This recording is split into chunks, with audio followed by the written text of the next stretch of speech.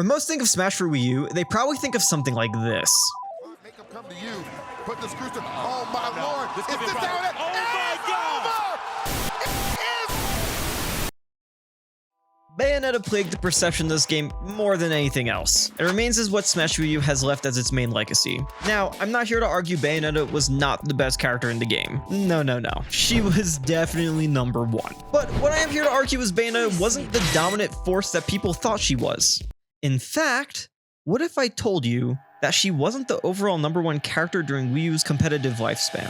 Smash Wii U at the time of release was seen as a step in the right direction from the strange extended family we don't talk to known as Brawl. But now, 10 years past Wii U's release, that opinion has kind of shifted. Between the two stock meta, insane early kills from Rage, the overall character design and how combos functioned and how stocks were taken, plus how much prevalence the last year of competitive play had on its reception while waiting for Ultimate's release, Smash 4 now is seen as that weird cousin, while Brawl is looked upon as the cool uncle filled with stories lost to time. So let's take a look back at Smash Wii U's metagame and see why this game is looked upon this way now. Who are the top tiers, what did they do to thrive in this meta, and how it changed over the years. We'll be only looking at events that counted for the PGR, and we'll be using the same placement-esque methodology that's been used for previous videos to determine how characters existed in this meta year by year. Before we get started, I'd like to take this time just to remind you to subscribe. I did this last time and like 1,000 of you did, and you blew my fucking socks off. And now that is a dopamine rush I must crave and need to fill. So do it, or else I'm gonna be really sad. To start off, we'll be looking at 2015 and 2016, covering the span of PGR version 1 and PGR version 2. Now, this is unfortunately a time period where preservation of character results was not prevalent, and brackets were still being hosted on Challenge or some other archaic form of creating a bracket online, so there are definitely gaps of knowledge here and may not be 100% accurate. This is also a time frame where tiers didn't exist for events, and the PGR did not include as many as it did later down the line, so these results are mainly going to focus on the bigger events during these 2 years. When it came to the characters who did well in tournaments, those initial top tiers were found pretty damn quickly. Mario had insane aerial mobility, strong combo game with down throw, up tilt, and up air, and easy stock taking potential with a pretty safe on shield up smash and early kills with up air into up special, and saw initial success from North American players such as Ally, Anti, and Zenyu. Zero Suit Samus also saw incredible success in the early metagame due to having a neutral air that was great for spacing and led into combos, a strong kill move with up special, a strong mix up in recoveries between Zair and down special, add on her crazy mobility, and she saw extensive play. But her top results were piloted by names such as Nairo, Choco, and Mars. She also had the ability to take stocks early with up air into up special. This was a common trend amongst some of the strongest characters. Rosalina was another immediate top tier, with Luma up air killing at absurd percentages. I mean, geez, Luma in general just killed at crazy percentages. You could wall opponents out pretty easily with defensive play, and Rosalina had immediate top results from Dabuz, Fallen, and Kirihara. While never truly a top tier, Meta Knight was a good character despite being nerfed from his tyrant status in Brawl. He was, of course, another character who could easily kill off the top at low percent, utilizing dash attack into multiple up airs if you followed DI correctly, and then of course killing with up special. He found frequent results in SoCal from Tyrant, but also strong results from players such as MKLeo and Sabrick. Other characters with traditional top tier stats, such as either being fast, having great damage and ability to take stocks, controlling the pace of the game, and just other straight up jank also succeeded, with mainly Fox and Sonics also filling that top tier status. Fox had the ability to take early stocks with drop down forward air into footstool, and initially had this stupid repeating combo with jab 1 and jab 2. It did get patched out later, but still. But Fox did see early success from players such as Larry Lur, Nakat, and Mega Fox. Then there was Sonic, who could cancel spin dash charge with shield in this game, which is incredibly messed up in hindsight. Players such as 6WX, Komori Kiri, and Manny led the charge in bringing the blue blur results. Other notable characters during this time frame, such as Captain Falcon, Marth, and Pikachu, will all put up solid results. Ness also had an amazing showing the game's first 2 years, with notable players piloting the PSI kid like Thao, Shaky, and the Cat, helping Ness crack the top 10 in results with numerous other reps across the US. But the character would fall off as time goes on. Though, interestingly enough, Ness did win the latest Wii U Major at Supernova this year, so maybe these early days were onto something. Wii U's infamous DLC characters were also out in this time period, with Cloud and Bayonetta finding early success, but not nearly as much as later in the game's lifespan. If there were any characters that did define these years though, well, it was these two, Diddy Kong and Sheik. Both of these characters' first iterations before patches were something else. Let's start with Diddy Kong. He had an insanely early kill confirm with down throw into up air, can control neutral with banana, and just had strong kill power across the board. He found numerous early game results from Zero, Zenotto, MVD, Niatono, and Angel Cortez. Sheik, though, was easily the strongest right off the bat. She had fast moves with quick frame data that she could just throw out on a whim, plus long combo strings with forward air chaining well together, the ability to camp with needles, and a new kill move with bouncing fish, replacing her ability to transform into Zelda. Sheik had a ton of players, easily the most diverse bunch of successful ones as well, but the most notable during this early time frame were Zero, Mr. R, Void, and K9S Bruce. But out of everything that made Sheik great, the most egregious thing that she could do was her 50-50 kill setups granted by down throw. She could down throw and link into up air to take a stock, but if the opponent air dodges and Sheik reads that, she can catch an even earlier stock with Vanish, her up special. A big thing that I'd like to note is during Zero's early dominance on the game was that he was very good at abusing this aspect of Sheik. When your character is able to consistently put opponents in this type of situation, you get more opportunities to learn your opponent's habits, and Zero was able to capitalize on this, as well as other Sheik players, and was surprisingly a big part on a lot of these major wins during this time period. You can also see he drops Sheik after she's nerfed, due to her killing consistency dropping as well. So when we do only look at the PGR version 1, Sheik had a stranglehold on the metagame, achieving almost 50% of tournament results. To kind of put that in perspective, if I looked at, like, say, the golden age of Melee, the 2003 to 2008, Fox only carried 18% of the results during that time frame, on a much smaller roster. Sheik's dominance was kind of absurd, with just being shy almost double that Diddy Kong had. But as the character got nerfed and we add on the second season, Sheik's dominance wasn't nearly as big. But the additions of Cloud and Bayonetta definitely doused her flame. That being said, Cloud really came online though in 2016, especially during PGR version 2. The first half of 2016 was where the character started to prove himself in the meta, with veteran players such as Mewtwo King and Rain showcasing what Cloud can accomplish, plus up-and-comer at the time, Tweak. Once these players showcased what Cloud was actually capable of and that he was a really strong pick in this game, his results exploded. He became the #1 character for the PGR version 2 season, and with even more players now starting to wield the Buster Sword. Some notable names that switched over were Komori Kiri, one of Japan's best players, MKLeo, at the time one of the newest rising stars with his Meta Knight, Ned, a ZSS player from the Midwest, and even saw frequent top 32 majors from notable regional threats such as Black Twins, Max Ketchum, Masashi, and... Now, a cool thing we can do with Smash 4 is look at peak results for characters due to its competitive lifespan effectively being over.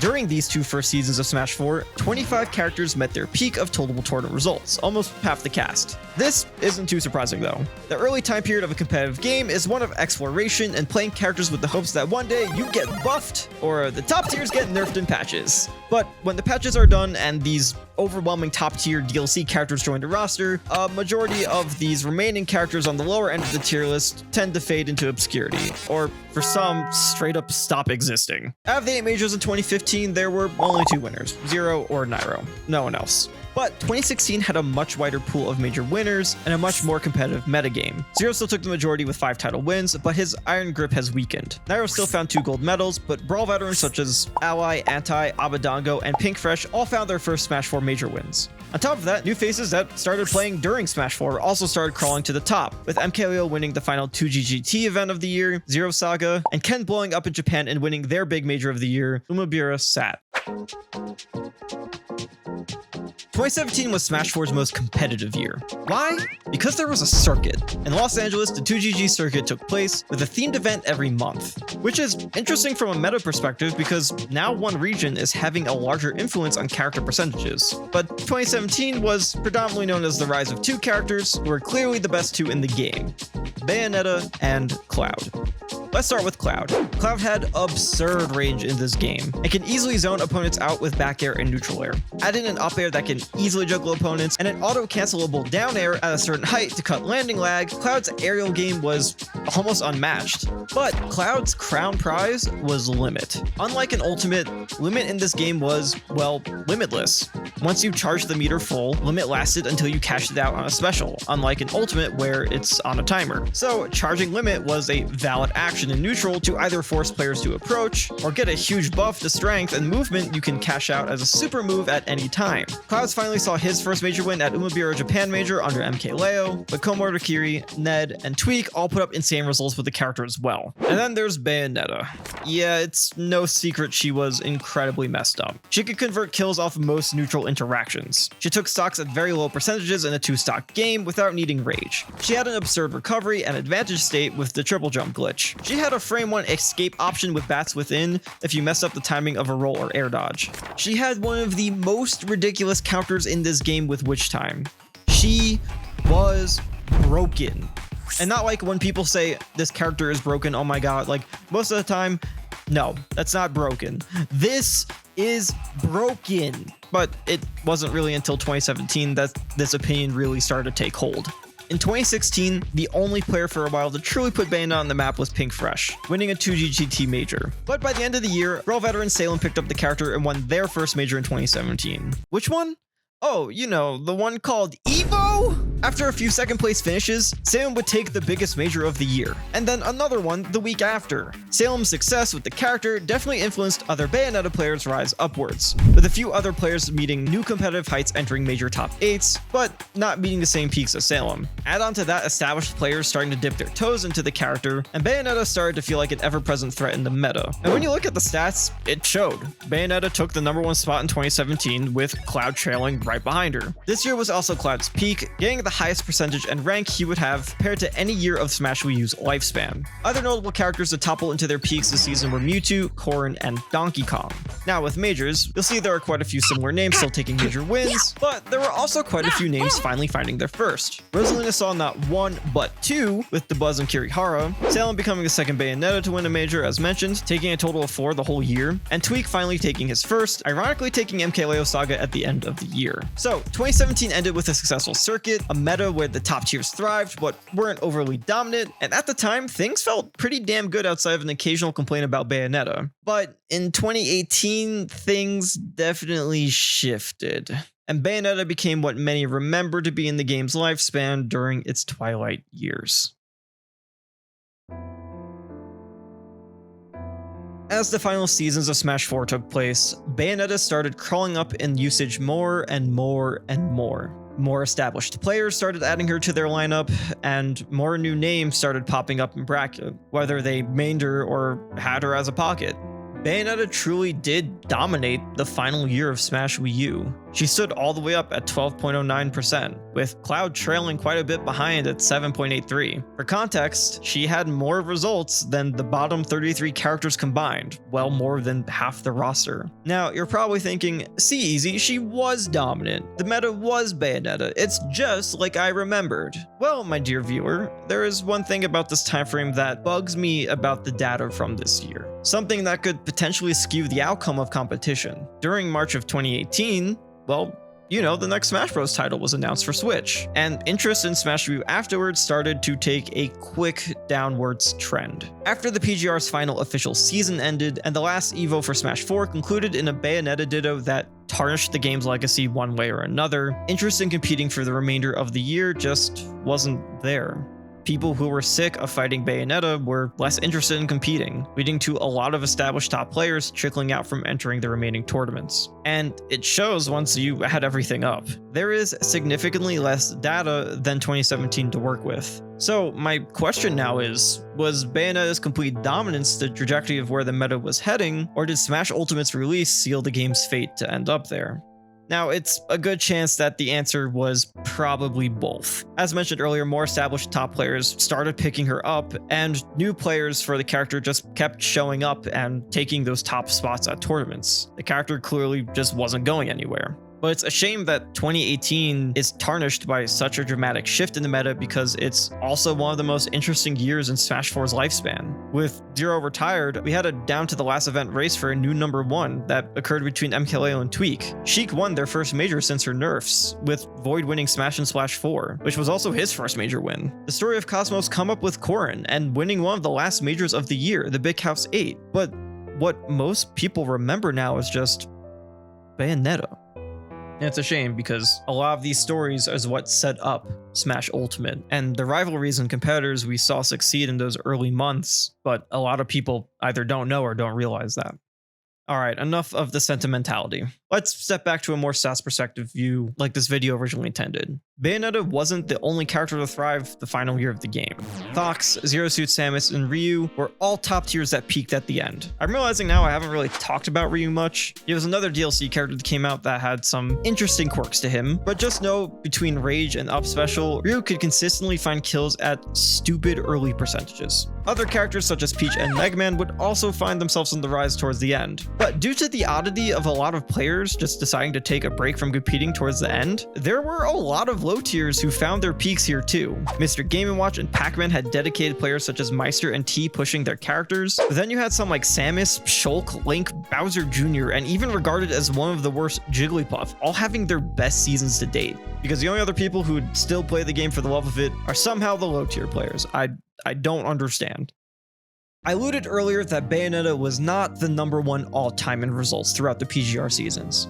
In fact, she wasn't even #2, she was 3rd. Just above her for the runner-up spot was Cloud, who not just known for being incredibly strong, but also was one of the most used secondaries in all of Smash 4. But the true #1 was Sheik. Despite her crazy dominance in the first season, Sheik never truly fell behind the DLC reign. Her consistency throughout the years outside of her peak shoved her above the competition by quite a bit. Also to note, if we had more events in 2015 counted towards the PGR season than the few that were chosen, Sheik's dominance would probably be way worse. Like genuinely just easily above any other character in this game. But it wouldn't be entirely fair to look at a lifetime merit when Cloud and Bayonetta didn't have nearly as much time as Sheik did to gain results, nor did they immediately reach their peaks at release. So how about results only after the final balance pass changes? All characters have an even playing field for the time frame, and it's the meta that you pretty much now experience if you boot up Smash Wii U today. Well, Sheik actually now drops to 4th without that initial period.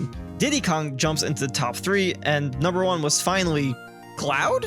Yeah, Cloud was still more popular than Bayonetta by one result. I know that sounds crazy. I looked over the data over and over to make sure I wasn't missing anything. But yeah, Cloud by one result was still higher than Bayonetta. To be honest, you could just say both essentially tied for the best character in terms of results, having about 1.5% over Diddy Kong. So at the end of the day, what am I trying to say here? The Cloud was a broken piece of So there is something a bit weird with this data set I need to point out. The technical final season of Wii U ended at DreamHack Atlanta November 18th, 2018. But there was a major that happened in December before Ultimate's released that was not utilized by the PGR all-time rankings. A 500 plus entrant event occurred in Tokyo, Japan, Umebura Wii U Final, and it's a pretty crazy event. AIM won their first major ever and followed up Void with the second post-nerf major win for Sheik. Characters who never topped forward a major before did so, such as Pac-Man under T and Toon Link under Sigma. But if we do add this event in, then Bayonetta truly is #1 over Cloud. Though as mentioned, it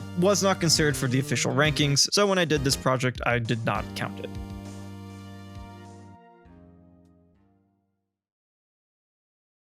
Something fun we can do because the game is essentially over is look at the best placement every character achieved when it comes to PGR tiered events. And Umebura Wii U Final. It's considered a major. We are going to count it for this segment because I said so. When it comes to these events, there are 22 characters that did nothing too notable to mention in terms of main results. That being said, some did see some secondary usage for big major runs, notably Naru using Dr. Mario to beat ESAM at MLG World Finals, and AC using Falco at 2GGC West Side Saga. But otherwise, these characters were essentially not very notable to Smash Wii U's meta throughout the years. But when we take a step up, we do have some characters that won some of Smash 4's regional events, but never truly found their footing at a major. Mr. Game & Watch with 2 unique winners, Extra winning the Ballerina Melbourne tournaments in Australia, and Reggie Shikimi winning Con Comics, Samus with a sole win from ESAM who took Combo Breaker, and Shulk with a gold medal at Sumabato 28 with a wild loser's run from Kome. Next up, we have those who successfully cracked top 8 at a major, getting 5th or 7th. Solo Donkey Kong from Conga, Duck Hunt under Raido, Ike under Rio, Lucas under Taiheta, Lucina under Mr. E, Ness under Fao, Shake Reiki, Nakat, and Gons, Pit under Hero, and lastly Ryu under Locust and Darkshad. Yeah, surprisingly, Ryu never truly found a peak that as the rest of the new DLC characters did. Also sneaking at the end at Umabira Wii U Final was Leia with Greninja. Afterwards, we have characters who made the top 4, but was never quite able to bring a major home. First is Fox, who peaked with second under Larry Lure at Zero Saga. Then there is Wario, who I need to put a huge asterisk over. Wario made top 4 at EVO 2015 under Abadango, but this wasn't normal Wario, this was custom moves Wario. No, the one with the freaking zoom fast bike. Realistically, Wario should be down in the regional winners, with Gluttony winning Albion. Next up is Pikachu, mainly led by Esam, topping off at second at the Big House 8. Afterwards is Captain Falcon, also getting second at MomoCon 2017 under Fatality. Then was Villager, under the legend Renai, unfortunately quickly finding this character's peak at third at Genesis 3. Mega Man would come close, but fall at second at EVO 2016 under Kameme. Lucario would find a Cinderella run at Frostbite 2017 under Sue, all the way to second. Link would wave through the chaos of Civil War, finding a top 3 finish under T. Olimar would find a few top 4 finishes under Shuton. Luigi would peak at second at Game Tyrant Expo 2017 under Elegant. Peach would also find a top 2 finish at SmashCon 2018 through Samsora. And with Umabira Wii U Final, we would get 2 last-minute additions to this list. Pac-Man finding a 3rd place finish with T, and Toon Link, who would get 4th at the event under Sigma. Okay, lastly we have major winners. I actually decided to break these down into 2 different groups. First are the characters that only really won 1 major throughout the game's competitive lifespan, and 4 characters make up this tier. Mewtwo winning Pound 2016 under Abadango, Sonic winning Umabira Sat under Ken, Meta Knight taking the 2GGC Championship under MKLeo, and lastly Corrin with Cosmos winning the Big House 8. The rest of the characters have multiple major wins, whether only under 1 player or through various winners. At the bottom is Marth, claiming 3 different majors under MKLeo. Next is Mario with 4 major wins, mainly under Ally and 1 from Anti. Sheik and Rosa both tied with 7. Rosalina was predominantly under Dabuz, but the first was from Kirihara, and Sheik's majority of wins were pre-nerf under Zero, but Void and AIM both claimed 1 during that last year as mentioned before. Next with 9 is both Zero Suit Samus and Cloud. Zero Suit was all under Nairo, and Cloud mainly being under MKLeo, but had quite a few additional from Tweak. With 10 major wins was Bayonetta, with the most diverse set of winners. Pink Fresh, Salem, Tweak, Lima, and even MKLeo all contributed to the Witch's trophy case. But of course, far above the rest was Diddy Kong, standing at 18 major wins, all under Zero. So, was Smash Wii U how you remembered? The game evolved a ton over the years, but unfortunately, I think those last few months of the game warped a lot of people's perception of how things panned out. It will always stand out to me as one of the most unique entries in the series due to its insanely inconsistent brackets due to its 2-stock meta. And while I personally believe the community has definitely moved on to greener pastures, Smash 4's legacy should not sit under this hex of a witch that killed the game for many. No matter how bastardized it feels to me now, this game holds a special place in my heart. 10 years ago, I was playing 8-player Smash during my freshman year of college and was adamantly following every event. Even if the history is somewhat tainted, it's always nice to take a look back at what came before. Thanks to my patrons who support me, thanks to those who watch, and thanks to those who subbed. I'll see you all next time.